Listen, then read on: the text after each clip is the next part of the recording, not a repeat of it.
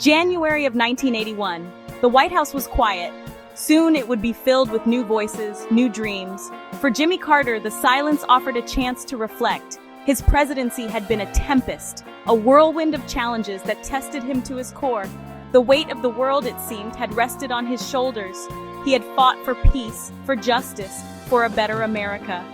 The victories were often quiet, the setbacks very public. Yet, as he prepared to leave Washington, there was no regret, only a sense of having given his all for the nation he loved. America in the late 1970s was an unsettled place. The post-war boom was a fading memory. Inflation soared, eating away at savings and paychecks. Unemployment climbed, leaving millions searching for work. Lines snaked around unemployment offices, a stark symbol of the nation's economic anxiety. Carter understood the pain of working families. He had seen hardship firsthand growing up in rural Georgia. His economic policies aimed to tame inflation and revive growth, but progress was slow and often painful. The world watched in disbelief as a crisis unfolded in Iran. Angry crowds stormed the U.S. Embassy in Tehran, taking American diplomats hostage. The images of blindfolded Americans held captive by a revolutionary regime seared themselves into the nation's consciousness. For 444 days, the crisis gripped America. Every diplomatic effort seemed to hit a wall. The nightly news brought fresh reminders of the ordeal, fueling a sense of frustration and helplessness.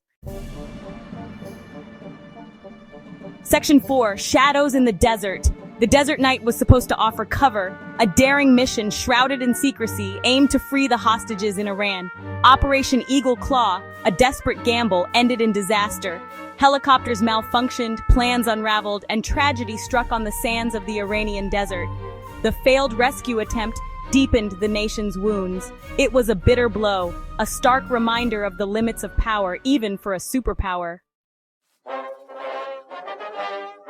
Section 5. A world in turmoil. The world was a tinderbox with conflicts erupting from Central America to the Middle East. The Soviet invasion of Afghanistan in 1979 sent shockwaves across the globe. It was a dangerous escalation of Cold War tensions, a direct challenge to the West. Carter recognized the gravity of the situation. He condemned the invasion and imposed sanctions on the Soviet Union. The world watched as another Cold War standoff unfolded, raising fears of a wider conflict.